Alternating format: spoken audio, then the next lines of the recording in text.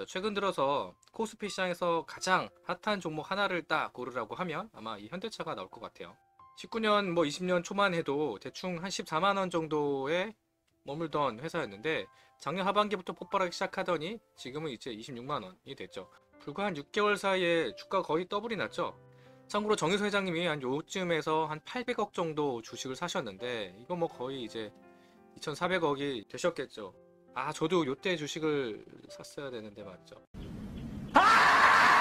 주가가 오를 수 있었던 가장 큰 이유는 요 정의선 회장님 때문이에요. 정의선 회장님이 2020년 10월 13일 날 취임을 하셨는데 그때만 해도 그룹 시총이 한 100조 정도밖에는 안 됐단 말이에요. 근데 불과 한 3개월 만에 그룹 시총이 한 42조가 늘었고 요때 이후로도 아마 주식이 더 많이 들었습니다. 그래서 한 실제로는 그냥 150조 정도가 됐으니까 엄청난 상승을 보여준 거죠.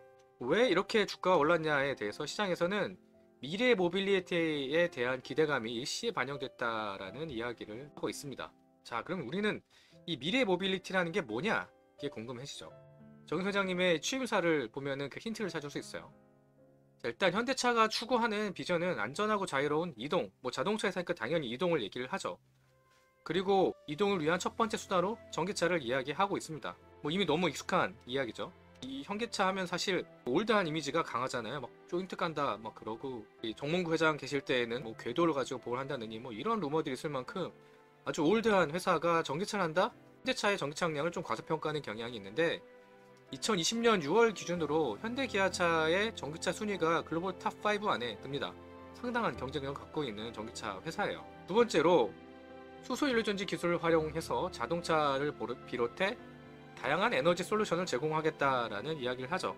현대차는 아마 자타공인 수소차 최강 기업입니다. 전 세계 시장의 74%를 차지하고 있고 작년 그 코로나 와중에도 스위스에 세계 최초로 이 수소 전기차를 납품을 했습니다. 이거는 뭐 현대기아차가 한 20여 년 넘게 수소차에 투자를 한 결과인 거죠. 자, 그러면 이제 뭐 차는 다 나왔죠. 수소차, 전기차. 이게 끝인가? 그게 아니에요. 로보틱스라는 게 있습니다. 이 로봇 아마 많은 분들이 알고 계실 거예요.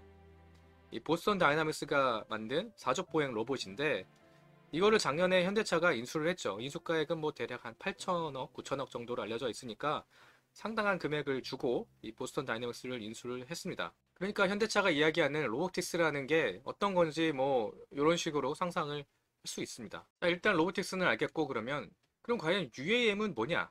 이거를 한번 알아봐야 되는데 이 UAM 이게 차지하는 현대차 그룹의 매출 비중이 30%를 또 PAV에 서겠다 합니다. 이게 앞에 말한 UAM이라고 동일한 단어인데 자, 일단 UAM, PAV 막 이런 새로운 용어들이 나오죠. 헷갈리니까 일단 간단히 먼저 용어 정의를 하고 지나가도록 하겠습니다. UAM은 얼반 에어 모빌리티라고 해서 도심 항공 이동 수단이라고 생각하시면 돼요. 이건 정확히 얘기했을 때 플라잉카만을 이야기하는 건 아니고 플라잉카를 포함해 인프라, 뭐 서비스 이런 거를 토탈적으로 이야기하는 좀 포괄적인 개념이다라고 생각하시면 될 것 같습니다. 자, 또 하나 용어가 PAV라는 게 나왔었죠. 이 PAV가 뭐냐? 자, Personal Air Vehicle이라고 해서 단어 그대로 개인용 항공 이동 수단이라고 생각하시면 돼요. 쉽게 말해 뭐 플라잉카가 정확히 여기에 해당되는 용어겠죠. 그리고 뒤에서 또 나오겠는데 eVTOL이라는 용어가 나옵니다. eVTOL이 뭐냐? Electric Vertical Takeoff Landing 이라는 뜻이고 말 그대로 얘도 전기로 움직이는 수직, 이륙, 착륙 비행기라는 의미입니다. 그러니까 eVTOL은 PAV라는 이 용어 안에 포함되는 개념이라고 생각하시면 돼요. 자, 이 정도 3개의 용어 정도는 머리에 인지를 하시고 다음으로 넘어갈게요. 자, 그럼 현대차의 플라잉카는 뭐 이런 모습일까요? 이게 2020 원더키드에 나온 플라잉카잖아요. 우리가 머릿속에 있는 플라잉카의 모습은 이런 게 있고 또 하나가 백투더퓨처에 나오는 드로레안. 현대차는 그럼 이런 플라잉카를 만들겠다는 것인가? 이거에 대한 힌트는 2020년 CES에서 현대차가 최초로 UAM에 뛰어들겠다라고 할 때 이때 발표한 영상을 먼저 잠깐 볼게요. 자, 이렇게 이 eVTOL이 날라오죠. 그래서 여기 이 버티컬 허브라는 곳에 정류장입니다. 여기에 이렇게 안착을 하면 이 허브를 통해 가지고 자연스럽게 다른 도심 이동 수단과 연계해서 서비스가 진행이 되는 거예요. 자, 그러면 왜 과연 현대차는 이 UAM에 뛰어들려고 하는 것일까? 무엇보다 이 UAM이 갖고 있는 성장성이 어마어마하기 때문에 그래요. 이게 2040년에 가면 시장 규모가 무려 1.5조 달러나 된다라고 하는데, 이게 어느 정도 규모인가 감이 안 와서 감을 잡기 위해 말씀드리면, 항공업의 시장 규모가 7천억 달러 정도밖에는 안 되니까 항공산업의 거의 한 2배 정도 되는 어마어마한 규모의 산업이고, 자동차 산업의 3분의 1 정도가 되는 산업이 될 거라는 예상이에요. 근데 이게 관심을 있게 봐야 되는 게, 얘는 지금 시장 규모가 제로에서 시작하는 거잖아요. 제로에서 1.5조 달러나 되는 엄청난 시장이 이제부터 생겨나는 겁니다. 그래서 현재 전 세계 한 260여 개 되는 이 회사가 eVTOL 모양도 형태도 굉장히 다양한 시도들을 하고 있고, 대표적인 기업으로는 우버가 UAM 사업을 하겠다라고 했습니다. 국내 기업으로는 뭐 현대차, 그다음에 두산, 하나 이러한 대기업들이 뛰어들고 있고, 그리고 이 이항이라는 기업을 꼭 아셔야 되는데, 이건 아마 뒤에서 자세히 설명을 드리겠습니다. 얘는 이 중국의 eVTOL 회사인데 전 세계에서 가장 앞서 있는 회사예요.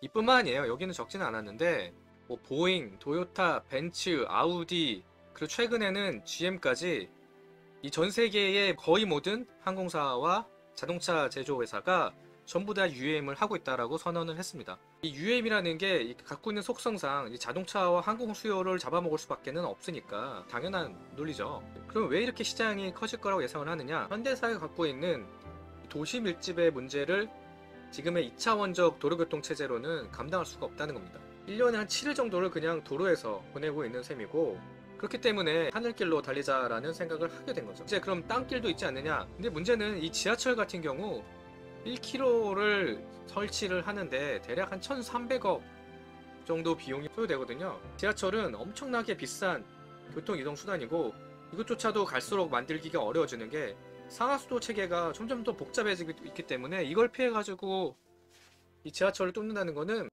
난이도가 매우 높은 교통수단이다 라고 생각하시면 됩니다. UAM이 도입이 되면 어떤 일들이 벌어질 것이냐, 이게 인천공항에서 잠실 종합운동장까지 가는 거리를 보여드린 건데, 자동차를 타고 가면 대략 한 1시간 13분 걸립니다.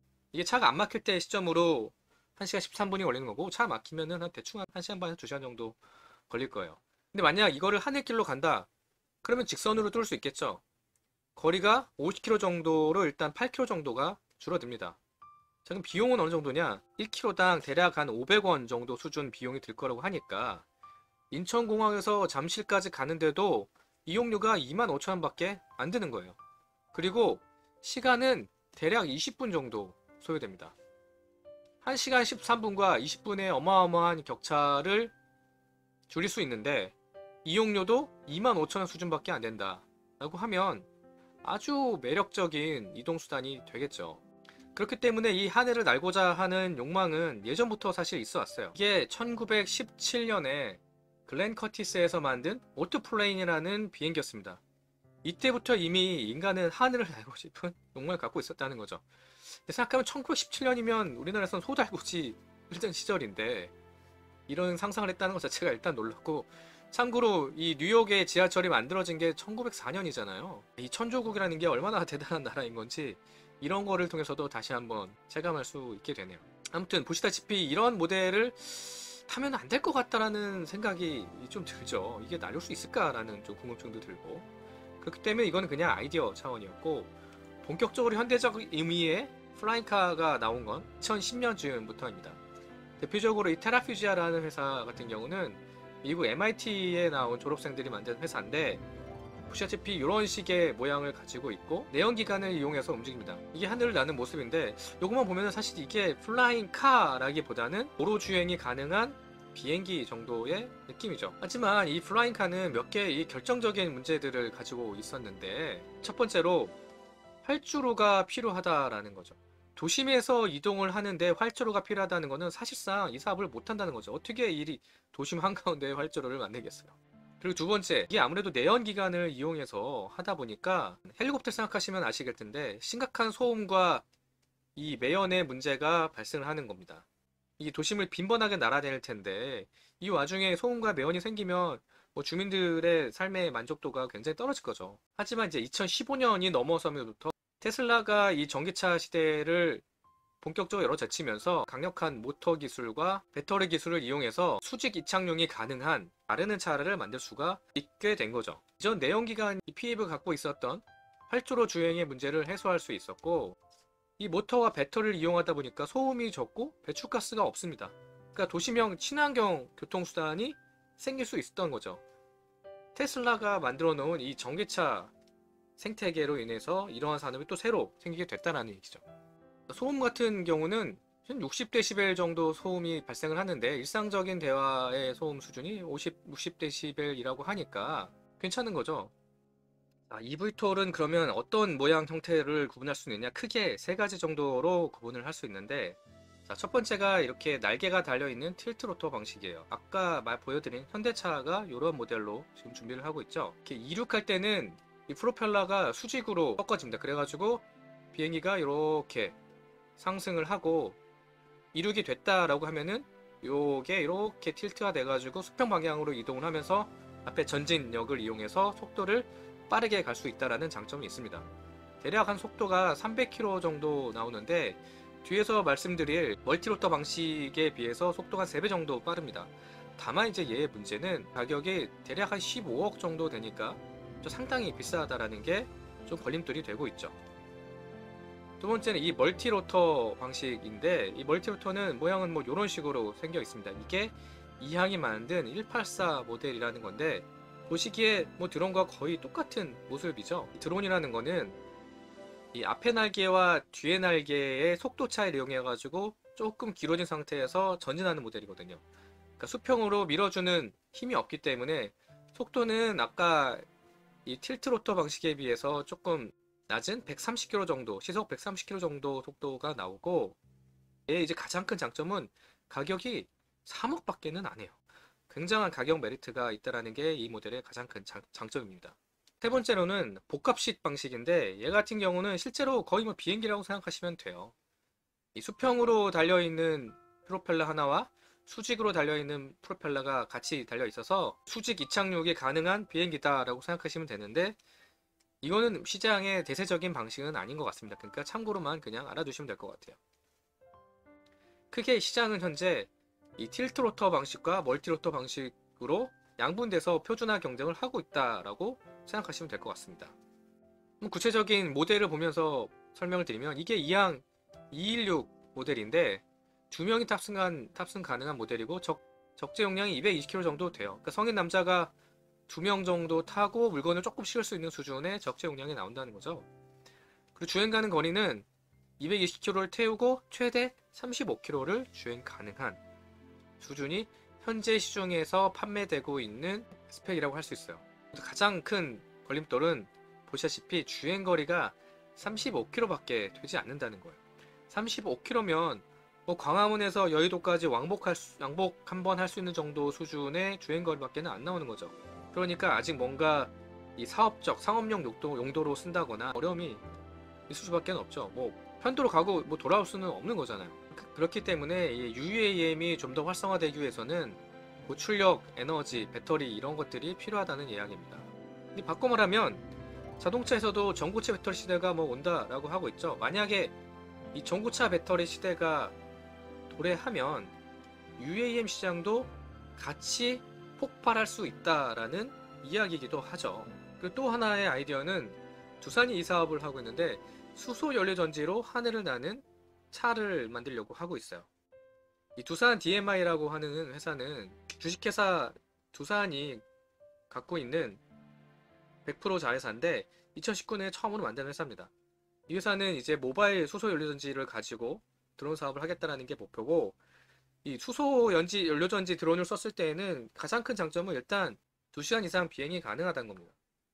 비행 시간이 획기적으로 늘어나니까 그만큼 다양한 산업에서 활용을 할 수 있는 건데, 가장 큰 수소 전지의 문제는 하늘을 나니까 얘가 떨어지면 폭발하지 않을까, 뭐 그래서 이렇게 낙하 테스트도 하고 뭐 총을 쏴가지고 이게 터지냐 안 터지냐 뭐 이런 것도 두산에서 좀 테스트를 하더라고요. 가장 먼저 이런 배송 서비스를 중심으로 활용을 하려고 계획을 하고 있는 것 같습니다. 지금까지는 이 UAM을 기체 중심으로 설명을 드렸고, UAM을 조금 더 크게 산업적 관점에서 보면은 이게 제대로 돌아가기 위해서 필요한 인프라가 있고 서비스가 있습니다. 인프라는 그냥 쉽게 얘기하면은 정류장이 필요하다. 서비스는 기체와 정류장을 이용해서 여객이나 화물 운송과 같은 이런 것들과 이용할 수 있는, 고객이 만날 수 있는 우버와 같은 식의 서비스들이 만들어져야 된다, 뭐 이런 걸로 생각하시면 되는 건데, 자, 좀 인프라를 조금 더 구체적으로 보면은 사이즈별로 크게 버티 패드와 버티 베이스, 버티 헙으로 구분을 할 수가 있습니다. 버티 패드는 우리가 헬리콥터가 이륙하는 헬리패드를 생각하시면 될 것 같아요. 대략 뭐 테이크 오프, 랜딩할 수 있는 데가 하나 정도 되는 거고, 버티 허브는 이게 한 10개 정도로 훨씬 더 큰 규모고, 여러 가지 도심 교통수단이 이 버티 허브에서는 하나로 어우러지겠죠. 여기서 버스도 오고 택시도 오고 뭐 이런 식으로 복합 환승처 같은 역할을 하게 된다는 겁니다.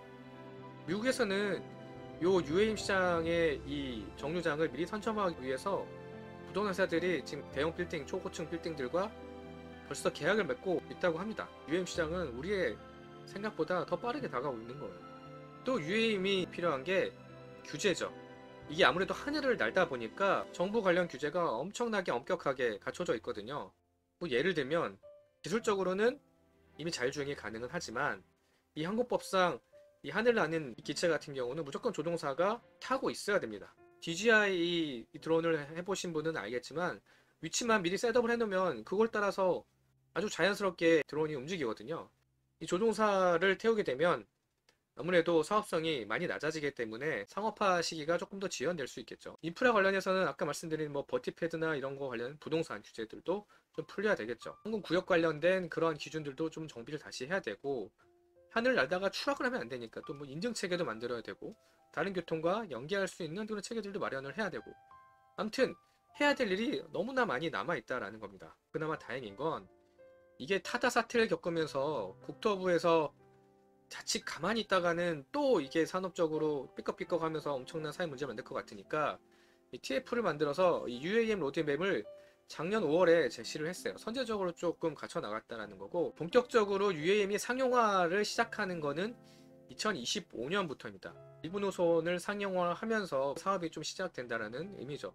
그리고 슬슬 준비를 하다가 2030년부터는 이 산업이 이제 폭발적으로 성장할 수 있을 거예요. 그리고 2025년 전까지는 법 규제라든가 기체 관련 기술들 이런 것들을 차근차근 준비해 나가겠다라는 거죠. 그럼 왜 2025년일까를 생각해 보면은 이 EV톨이 조금 더 사업성을 가지기 위해 필요한 게 배터리 기술이잖아요. 시장에서 현재 예상하기로 전고체 배터리든 이러한 배터리에 브레이크스루가 생기는 게 대략 2025년 정도로 보고 있거든요. 그러니까 이에 발맞춰서 이러한 로드맵도 구성이 됐다라고 생각하시면 될 것 같아요. 근데 제 생각에는 현재 이 전고체 관련된 기술 개발 속도가 좀 빨라지면서 이 시장도 당초 이 예상보다는 조금 더 앞당겨서 개화될 수 있지 않을까라는 생각이 듭니다. 요거에 대해서 앞으로는 좀 면밀히 관찰이 필요한 상황이죠.